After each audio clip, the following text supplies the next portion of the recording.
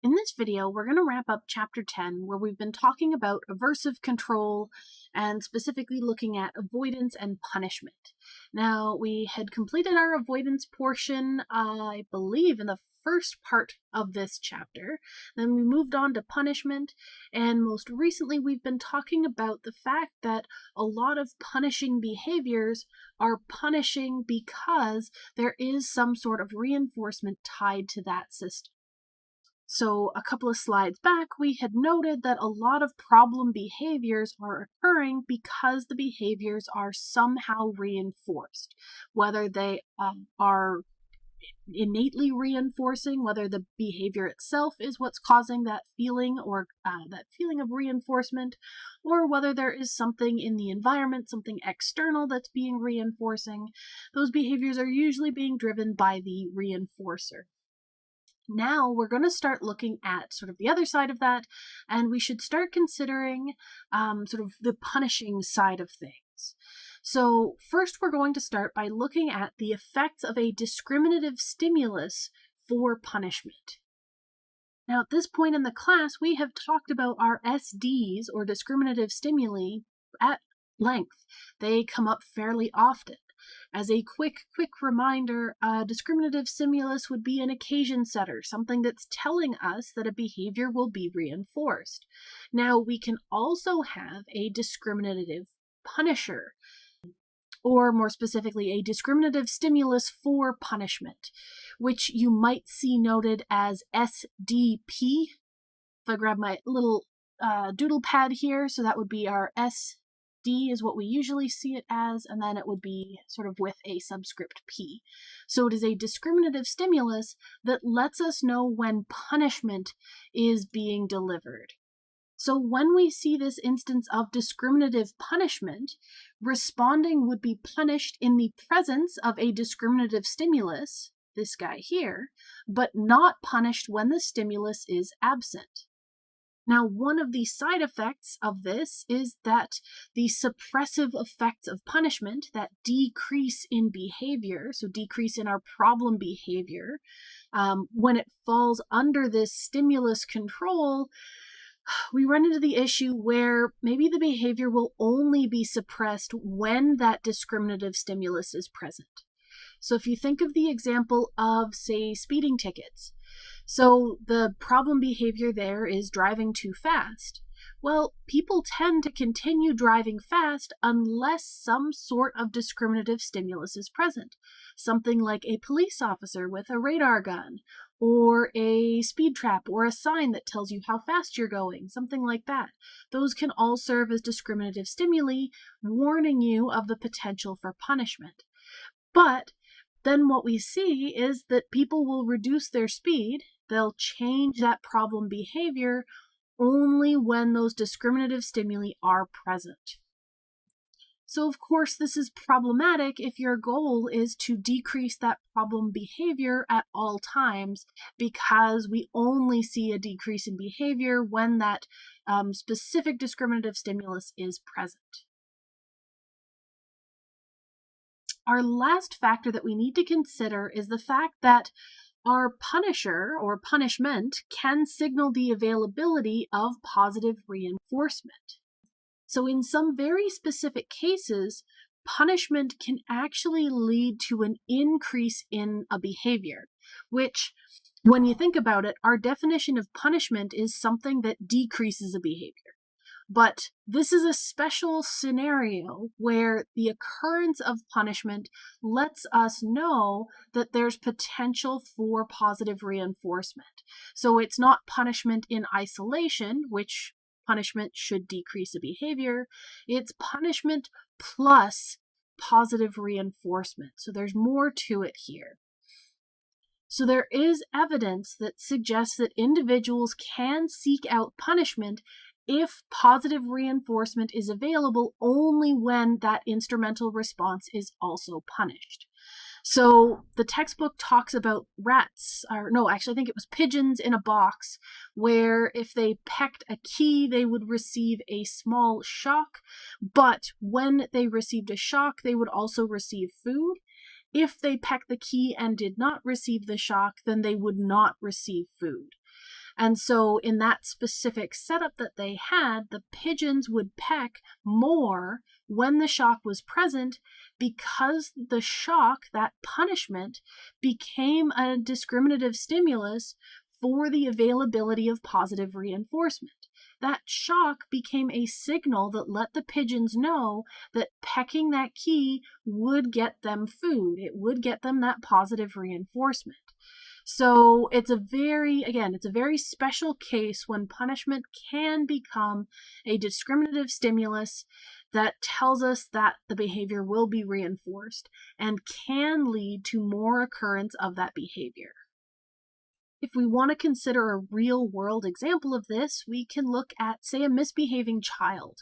So if a child, when they interact with their parents, if they don't get a lot of attention, unless they misbehave, then the child will end up misbehaving more often to get more attention.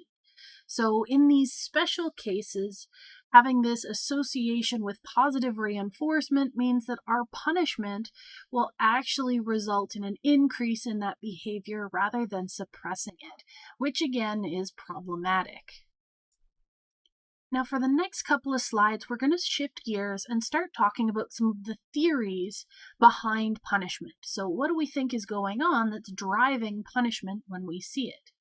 Now, in contrast to the study of avoidance behavior, which we started this chapter out with, our investigations of punishment have traditionally not been motivated by theoretical considerations. A lot of what we know about punishment has come from empirical curiosity or even a practical desire to look at what's going on. So a lot of our avoidance literature has focused on theories of avoidance and why do we think that this is happening, what mechanisms are driving it, but a lot of the literature on punishment is a little bit more practical and a lot less theoretical. So for example, we've done a lot of testing on how punishment is influenced by various manipulations, but we haven't really looked at testing how those manipulations line up with different theories. And so we're going to focus on 3 of the most prominent theories of punishment, though none of these theories are necessarily popular or recent, just again because of the nature of the literature on punishment is that most people aren't really looking for a theory to explain what's going on with punishment.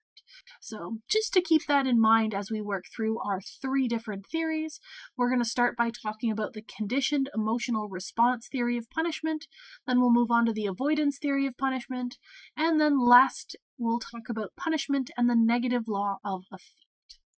So for the first of these, our conditioned emotional response theory of punishment comes from 1944 and a scientist named Estes. Now, this theory was based very closely upon a lot of what Pavlov was doing at the time. And in fact, this is kind of just a modified version of conditioned suppression. And we've talked about conditioned suppression back in chapter 3, and I believe we even mentioned it again earlier in this chapter, but another refresher. Conditioned suppression just involves the suppression or decrease of an ongoing behavior because of the occurrence of some stimulus that has been associated with an aversive stimulus. So if we're using Pavlov's ideas, a conditioned stimulus that has been paired with some kind of aversive, unconditioned stimulus, something that we associate with something bad, will cause an overall generic decrease in behavior, usually due to some kind of fear conditioning. So if a light is paired with a very loud sound, or if it's paired with a foot shock or something like that, rats will usually show a decrease in behaviors because they're showing some kind of freezing behavior. And the idea is that that freezing behavior means that they're not moving, and so they're not doing any other kind of response.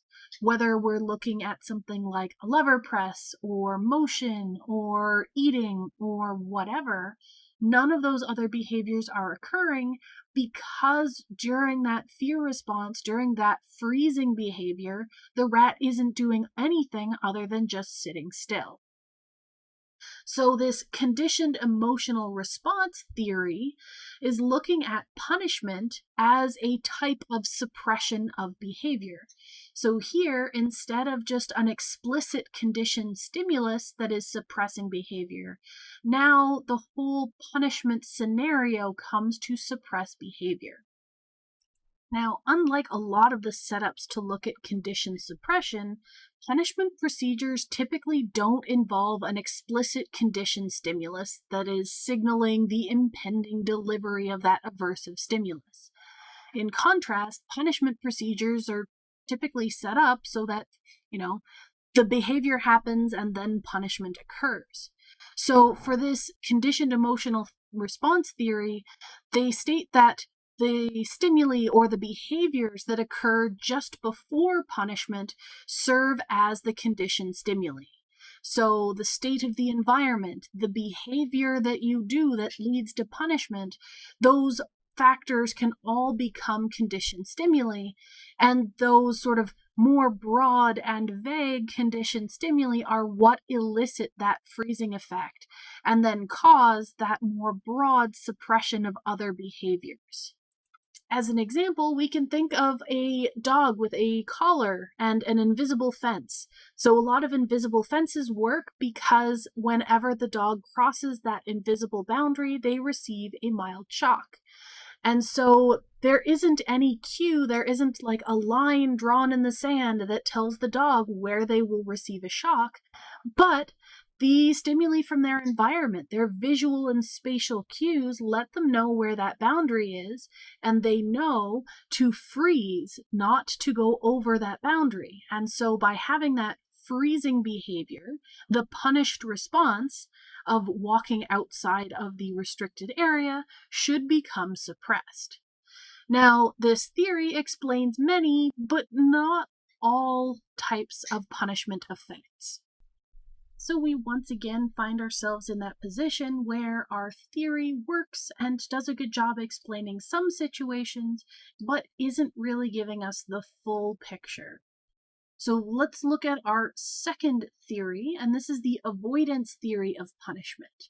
And this theory is associated with Dinsmore. And this theory is based on the two-process theory of avoidance. So this theory would then view punishment as a form or subset of avoidance behavior. So the stimuli that accompany the punished response would become aversive. So again, things like the environment or behaviors that occur just before punishment is delivered would all become conditioned aversive stimuli.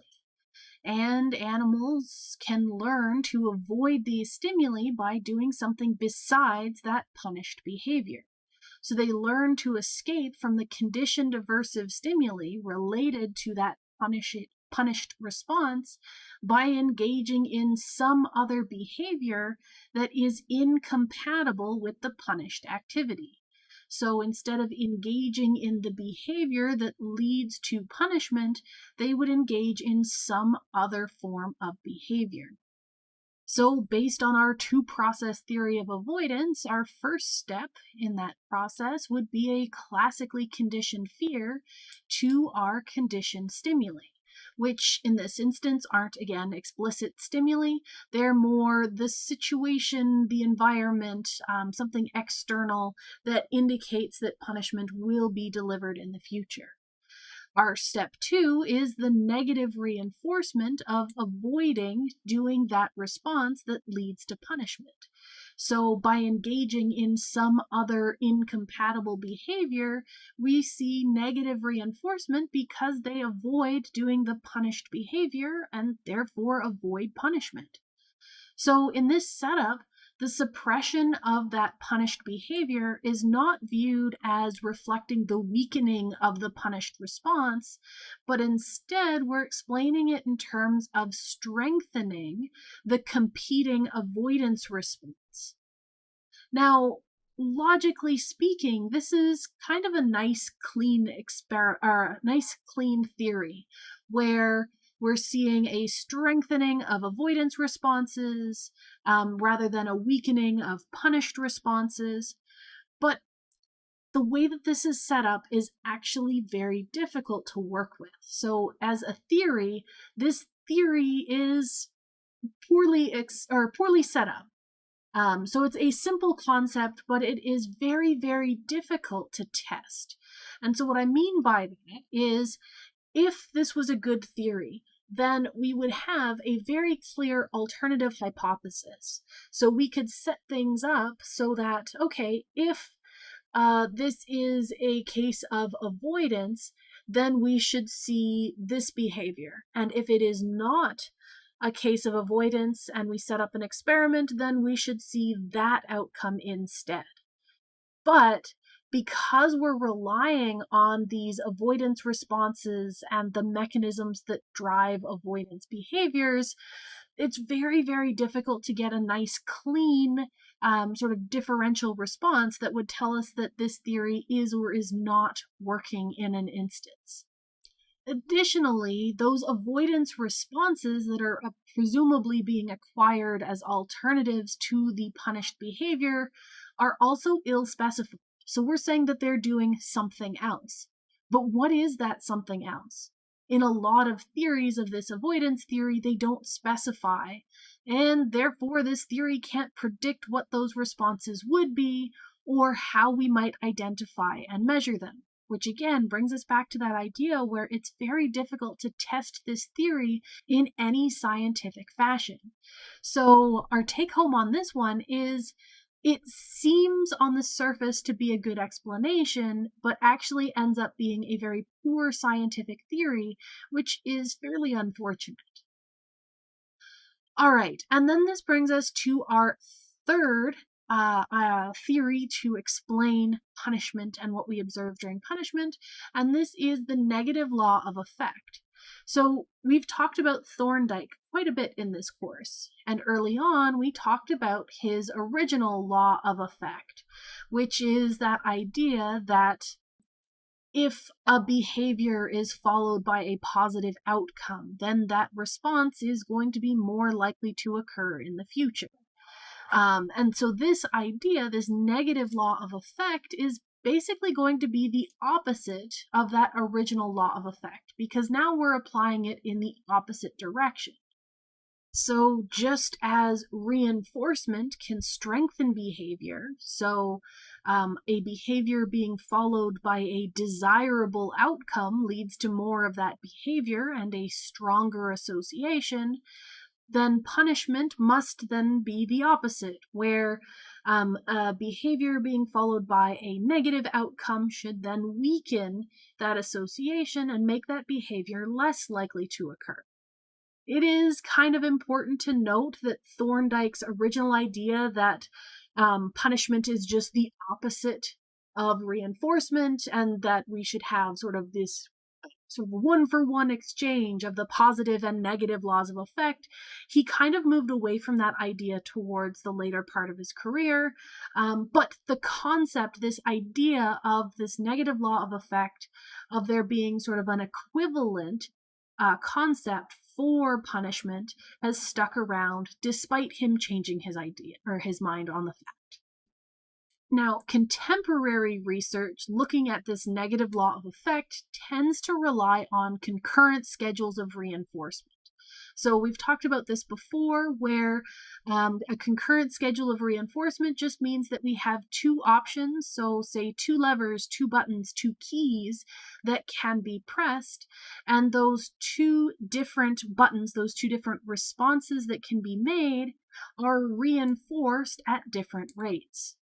So we had talked about this quite a bit when we were discussing our generalized matching law, saying that the relative rate of responding should focus on the rate of reinforcement, so there should be some equivalence there.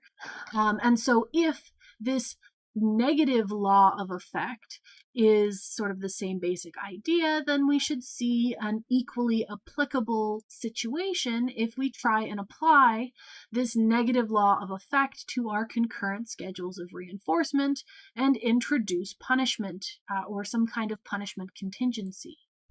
So let's look at some numbers just as a theoretical thing to try and clarify what I'm saying here. So if we have two levers, so a rat has the option of pressing the lever on the left or the lever on the right. And the lever on the left is reinforced with a fixed interval of 5, and the one on the right is reinforced FI, let's say 10. So this one will get reinforcement twice as often as this one. And so from our matching law, that would tell us that this lever should be pressed twice as often as this one because of that higher rate of reinforcement.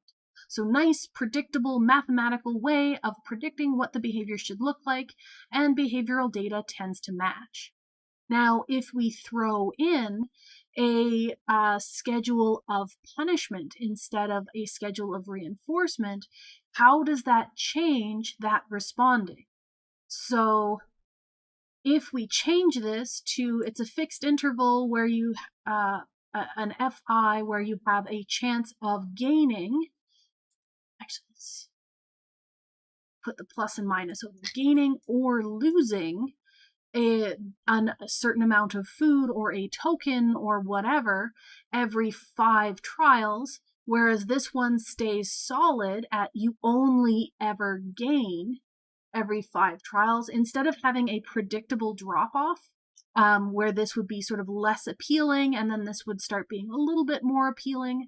What we find is that most organisms that are tested will then stop responding to this option and only respond to this option.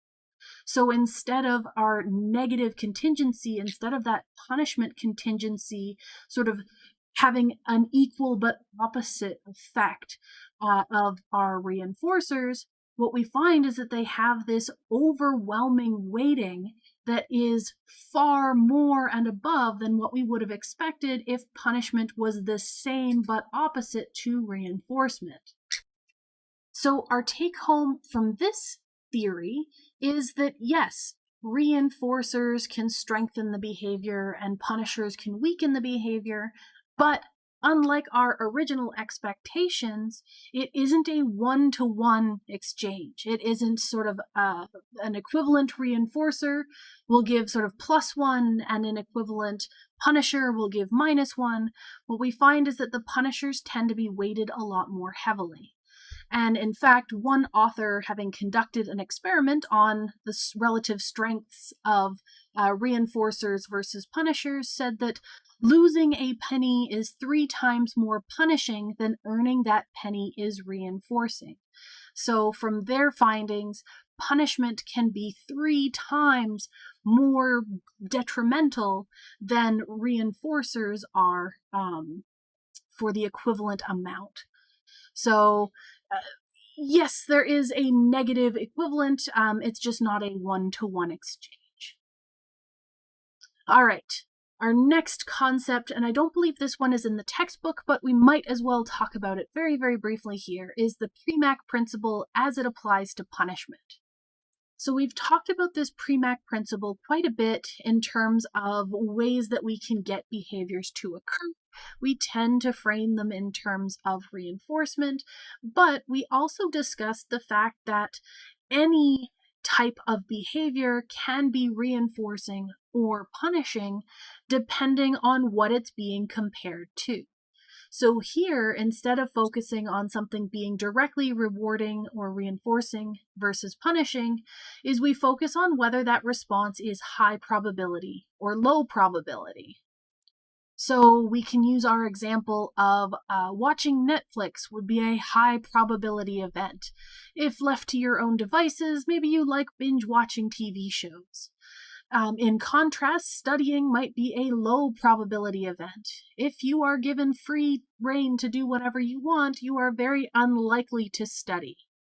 And so when we're looking at our high probability response versus low probability response, we've talked about this idea that if performing the low probability response gives us the opportunity or allows us to perform our high probability response, then we see a reinforcement of our low probability response.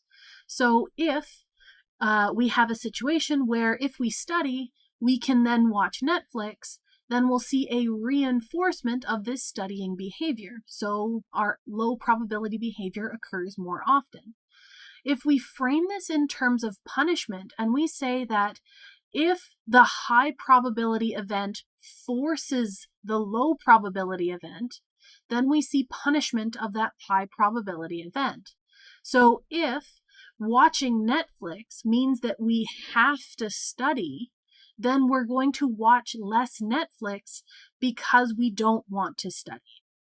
So by having that high probability event force us to do the low probability event, then this high probability event will occur less often. So we can frame things in terms of reinforcement or punishment depending on how it's set up. All right. And so for the last couple of slides here, we're going to talk about punishment in real life. So we're going to deal with some ethical issues. We are going to touch on things to do with parenting and some of the critical aspects that we need to keep in mind when actually using punishment if it's going to be used. So as you can imagine, there are always going to be serious ethical issues related to punishment. When conducting research, if that research involves any kind of punishment, whether it's positive or negative, there is of course going to be some kind of ethical approval. And I think we've already talked about ethics quite a bit earlier on in the course, but just very, very briefly, with ethics, if you're going to get ethical approval, then you need to show that the benefit outweighs the potential risks. And you need to show that there are no alternatives for your course of action. So if your experiment needs to involve punishment, you have to show that you can't obtain the same results using some other form of experimental design. So are you sure that you can't get the same results by framing this with reinforcement in some other way? A lot of ethics when it comes to experimental stuff, they'll try and use negative reinforcement instead of positive reinforcement. And that's because it's a lot less harmful to remove a good stimulus as opposed to directly delivering a bad stimulus. But again, it can depend on the situation, on what's going on, and on what the potential outcomes are, what the potential benefits are for that specific setup. Now that's the research side of things, and that's what I'm most familiar with. But there are also some ethics beyond what we just consider for research. So if we think of the idea of parenting, how ethical is it for a parent to use punishment? A lot of people may have grown up with something like spanking or being yelled at or any of those types of punishments. And those are all forms of positive punishment. As time goes on, ethical issues have been raised, and it's becoming less and less common to see punishment with parenting. And in fact, a lot of places have started outlawing corporal punishment. So a lot of countries, including a lot of the states, and I'm actually not sure where Canada stands on this, but I believe they're also banning corporal punishment. Basically, it makes it illegal so that you can't use spanking or anything like that with your children. And beyond the ethics of this, there have also been a number of studies that look at the effectiveness of punishment as a parenting style. Now, keep in mind that most of these studies are correlational studies, meaning that there are no manipulations. They don't control whether a parent uses or does not use corporal punishment. What they do instead is take correlational data and look at parenting styles versus different outcomes that are seen in the children in the future. And there tends to be a lot of positive associations between corporal punishment and things like bad behavioral outcomes in the future. So things like aggression, mental health issues, and bad parent-child relationships tend to come along when positive punishment is used. But again, because this is a correlational study, there can be other factors driving this, so we can't say that positive punishment leads to those things. We can just say that they co-occur. So that actually comes up to this point of there tend to be later problems when punishment is used in real life. Another thing that we want to consider is the fact that punishment in real life is often used incorrectly. So when we've talked about punishment throughout this chapter, and any time it's come up during this course, we're talking about sort of a very strict, controlled environment in which we are controlling everything that's going on. So punishment in the real world isn't typically applied in the same effective and controlled manner. In the real world, punishment is used at very low intensities, so maybe you get a warning on your first offense instead of a real punisher, and that can lead to a reduced effectiveness of later punishers because you're becoming sort of habituated to their presence. Sometimes in the real world, a punisher is delayed. Maybe it isn't delivered until a more convenient time. So if you've ever had a teacher tell you, oh, just wait until I tell your parents how you've been acting, well, that's a lot less intimidating, a lot less sort of effective than if the parents were immediately involved. In the real world, we tend to see an intermittent schedule of punishment, and it's not often contingent on a particular well-defined behavior. So if we think of, say, drivers and speeding tickets, so every time a driver speeds, they aren't necessarily going to get a ticket. They only get tickets if they are caught. And so we talked about that issue where if there's a discriminative stimulus for when that punishment occurs, then the behavior is only going to be adjusted when that stimulus is present. So we have issues where it's not well employed, it's rarely instituted with the specific setup that we would need in an experimental setting. Another thing to consider is that when we have punishment employed in the real world, we rarely have a source of alternative reinforcement. So we're telling people what not to do, but we don't give them an alternative behavior that they could do instead. And as we talked about earlier, punishment is a lot more effective if we give them something else that they can do and receive reinforcement for doing that. Now, despite all of these bad things that come from punishment in real life and all of these things that we need to consider, besides the ethical issues and potentially bad outcomes in the future and the fact that it isn't always employed in the best way, sometimes punishment does have to be used. Sometimes it is the most effective course of treatment. Sometimes it is the only option. And so those situations where punishment is the only option, they tend to be situations where punishment is used to prevent serious harm. That tends to be one of the very few instances that most people can agree that punishment could be employed in an ethical way. So more specifically, we're saying that you could use punishment and be ethically okay using punishment if the delivery of punishment is specifically going to prevent a more serious problem. So if you're trying to prevent, say, a child from seriously harming themselves and yelling at them is the only way to get them to stop doing that behavior that can cause them serious harm, then sometimes so be it. And we actually have an example on this page here. Again, I also like to point out the fact that a lot of the research that's been done on punishment, especially punishment with minors, is old. So this particular graph was sourced from the 60s.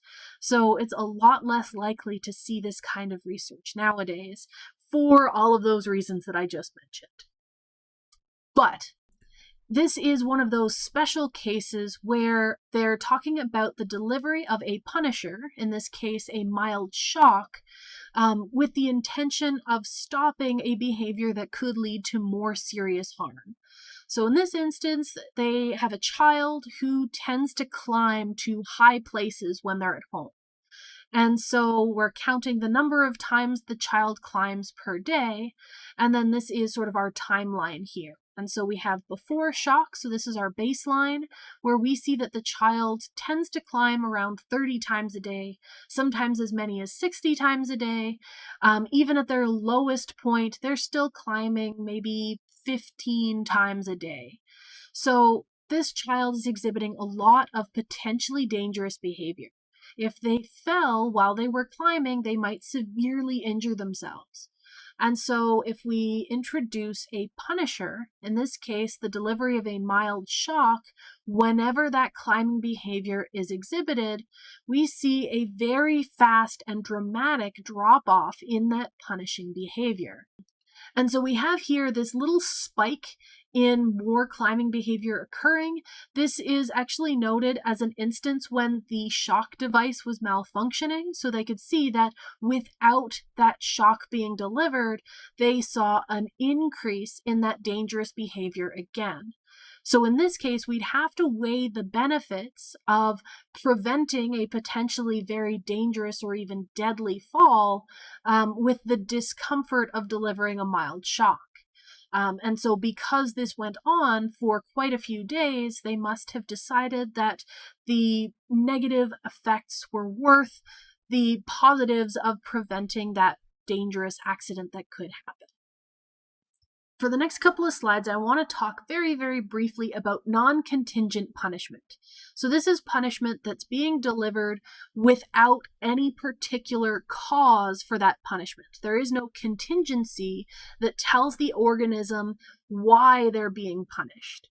And so just thinking about this, being punished for no reason sounds pretty bad.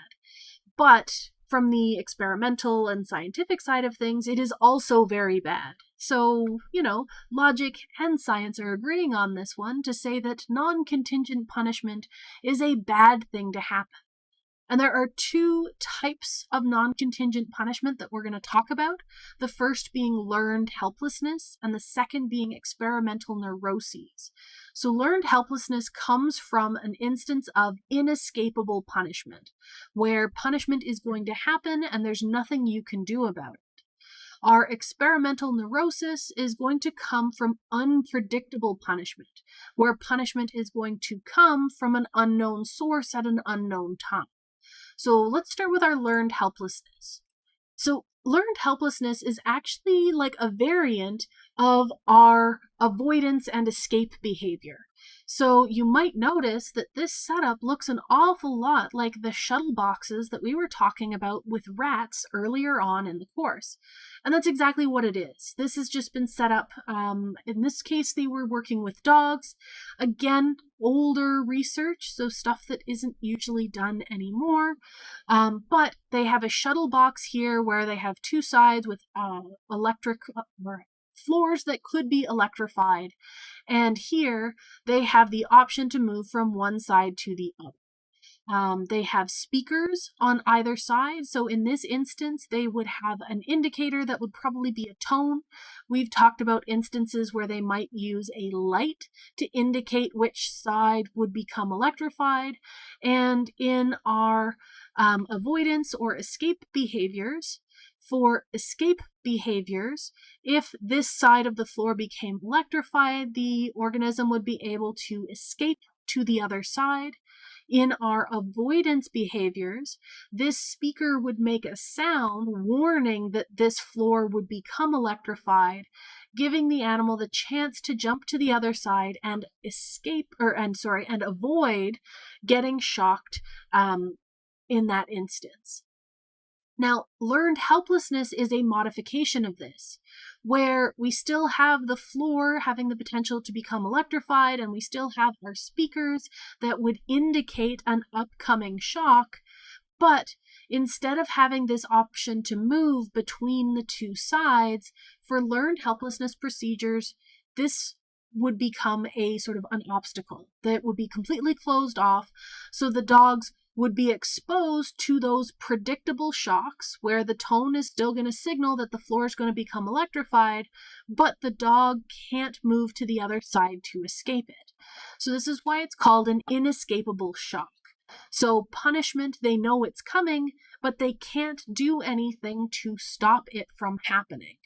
And the reason why this is really important to talk about is because even after, once we've established that inescapable shock setup, if they reintroduce the option to move from one side to the other, most species, most individuals will not move to escape or avoid an upcoming shock. So once these dogs learned that this tone is warning that the floor will become electrified, but I can't do anything about it, they won't learn to move to the other side when that tone plays. So this learned helplessness, this inability to do anything, this learned behavior where they will not move, even if they have the opportunity to do so later, is a really great model for depression, where once you've learned that no matter what you do, things aren't going to turn out, so why bother trying? It's basically a good parallel for depression. And so there's a video up on eClass that deals with math anxiety and individuals who have trouble with math, who have this learned helplessness equivalent idea. So take a couple of minutes and watch that video either now or after this lecture. Okay, so that's a really depressing setup to have this learned helplessness where no matter what, you're not going to do anything to escape or avoid something that you know is coming or happening. So how can we deal with that? Once we've learned that helplessness, how can we alleviate it? And so there are a couple of different ways to do this. The easiest way would be before going through that learned helplessness training, before having them experience an inescapable shock, if they have pre-exposure to the sort of ability to move elsewhere, the ability to escape that shock, then when they're exposed to an inescapable shock, it isn't the only thing they learn. If they already have that knowledge that they can sometimes escape the shock, then they don't fall under entirely learned helplessness. That's not always possible to do. If we have an instance where they've learned this helplessness and no matter what, they won't then show that escape behavior, even when the opportunity presents itself, you can force subjects to escape. So pick them up and move them to the other side where they're no longer being shocked. And they can then learn that, oh, wait, I can go elsewhere and I can stop that shock. Another really interesting factor that seems to help is if they introduce a post-shock signal, something that lets them know that the shock is finished, then it seems to alleviate some of the issues with learned helplessness. So just some interesting ways to get around it. Next, we're going to talk about experimental neurosis. And so as we said back a couple of slides, this is when we have unpredictable punishment. So if animals are exposed to unpredictable, here meaning unsignaled, punishers, they can develop neurotic-like symptoms, hence neurosis. So the idea here is that unpredictable punishers are very stressful.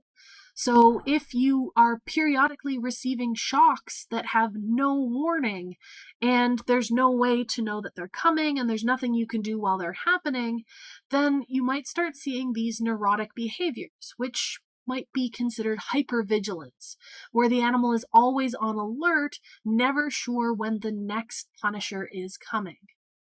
Now, what we're talking about here is very similar to what can be seen, say, if an individual has PTSD or other kinds of neuroses, depending on the source. But when we're talking about experimental neurosis, we're specifically talking about this abnormal behavioral condition, specifically that's been produced in an artificial laboratory setting.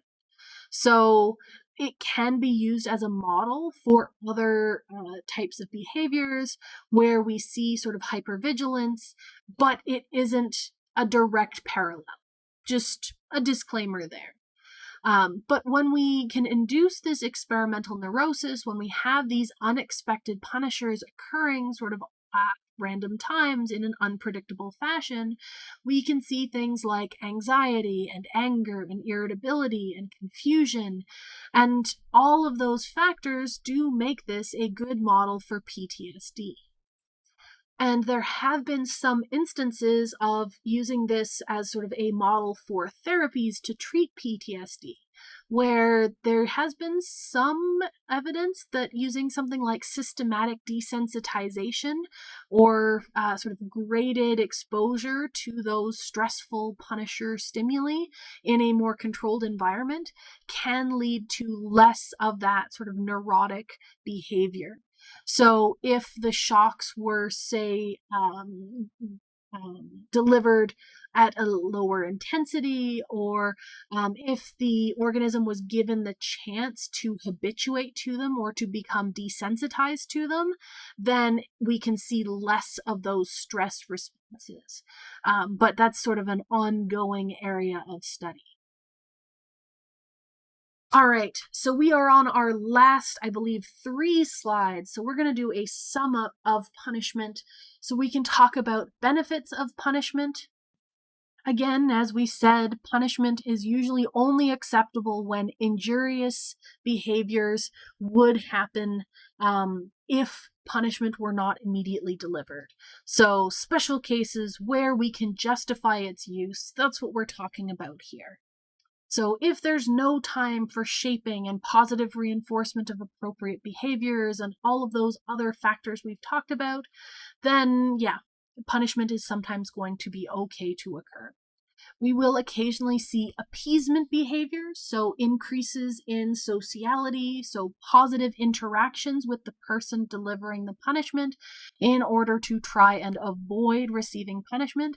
This is sort of sometimes a benefit, sometimes a detriment, because again, punishment can come with its own nasty set of side effects, but we'll get to our problems in just a minute. But sometimes if you're trying to increase social behaviors, maybe that's not a bad thing. Punishment can very quickly modify attention, so it can bring someone's attention away from what they're doing to the person who's delivering the punishment. So if you are specifically trying to, say, get a child's attention while they're chasing a basketball into a busy street, modifying their attention away from the basketball and towards the person who is yelling at them, that's going to be a good thing. Similarly, it can be a distraction from some kind of motivator. So if they are motivated to go get their basketball out of that busy street, distracting them and bringing their attention elsewhere is a good idea. And when punishment has been deemed acceptable, it can be a very rapid way of changing that behavior. So as we saw with stopping the child from climbing high places in their home, they very quickly reduced the amount of climbing that they were exhibiting each day. So if we're trying to stop potentially harmful behaviors from occurring, punishment can be a very fast and effective way of doing that. Now, of course, lots of potential problems with punishment. So in many, many cases, especially out in the real world, punishment does not identify alternative behaviors. So we're telling people what not to do, but we're not telling them what to do instead. We've talked about the issue where our discriminative stimuli for punishment can become stimuli for avoidance. So if you know that police officers give out speeding tickets, then you learn not to speed when police officers are present. Another issue is that punishment elicits emotional responses. And this isn't just in the person receiving the punishment, this can also be in the individual delivering punishment. So if we're looking at, say, a parent punishing the child, then there's going to be an emotional response on both sides of that, and both sides of that can be bad. We also run into issues with modeling and imitation. So if a child has a parent who constantly yells at them, then the child might assume that that's the best way to solve a problem. So they might model that behavior and yell at people who are doing things they don't want them to do. So again, problematic. We also mentioned that there can be instances where punishment can also have a reinforcing value. A lot of times this is linked to things like getting attention, but there are other special cases where punishment can have a reinforcing component. So you always want to watch and make sure that anything that's being used as a punisher is just a punisher. There's also issues with internalizing. So if an individual receives a lot of punishment, it can lead to those problems with things like anxiety and ideas of self-worth and all sorts of things in the future. So we have to watch out for things like that. There is the potential for psychological harm from any kind of non-contingent punishment. So we talked about our learned helplessness and experimental neuroses, where shocks were being delivered with either no chance of escape or no predictable pattern. If you think of, say, a child who doesn't make the connection between the behavior that they did that you want them to stop and the punishment that was delivered, if they don't know that they're being punished for doing that behavior, then that punishment actually, to their point of view, is a non-contingent punisher. So if they don't know why they're being punished, it can cause harm for those reasons. So that's another reason why you want to be very careful in how quickly a punisher is delivered if you are going to use them. And it has to have sort of a connection between the behavior that led to the punishment and the punisher being delivered. We should also consider the potential for habituation, especially if you start with lower levels of punishment and ramp up the intensity. There's a very high chance of habituation. So if you start by scolding your child and then yell at them and then yell louder, they might become habituated to that and just ignore the yelling, and the yelling will then no longer serve as a punisher. So all sorts of things to consider as negatives and problems to keep in mind if punishment is used. If you have to use punishment, then things to keep in mind to have effective punishment. You want to make sure that you don't delay the delivery of punishment. Like I was just saying, if there's going to be that contingency, if there should be an association between the behavior that's being punished and the delivery of that punisher, you want them to occur very quickly together. So we want consistent contingency and intensity. You want to make sure that whenever that bad behavior happens, it is punished. And you want to make sure that that punishment is delivered in a timely fashion. You also want the intensity to be consistent. So you don't want to have some reactions be very mild and some very intense, because that can cause problems. As I mentioned earlier on, negative punishment is almost always preferred over positive punishment. Again, the removal of something good is a lot less harmful than the delivering of something bad. We also want to make sure that any punishment that's being delivered is intense enough to stop the behavior. If you start with too low an intensity of the punisher, then there's that issue of potential habituation where it might not work. And then you'd have to use more and more intense punishment in order to have any effect overall. If you can, so mostly if you're working with humans and if you're working with people that can understand what's going on, explain why they're being punished and explain the situation. So tell them the contingencies. What behavior has led to this punishment? What is the punishment going to be? And can they expect this in the future? A good thing would be to provide a differential reinforcement option. So have a DRO, differential reinforcement of other behaviors, which actually works with another differential reinforcement option. All start with D, R, and O. But if you give them an alternative behavior that they could be doing and receiving reinforcement for, then it's going to make this situation a lot more effective. So you'll need less punishment if you have a reinforceable alternative behavior. As someone delivering punishment, you always want to make sure that you are not using punishment out of frustration or anger. In situations where you are angry or frustrated and you lash out, you are very rarely going to be following all of the strict rules and guidelines that make for effective punishment. If you are frustrated or angry, then yeah, you might lash out immediately, but there might not be any contingency. The intensity might be out of proportion because of your emotional involvement. Lots of other problematic things.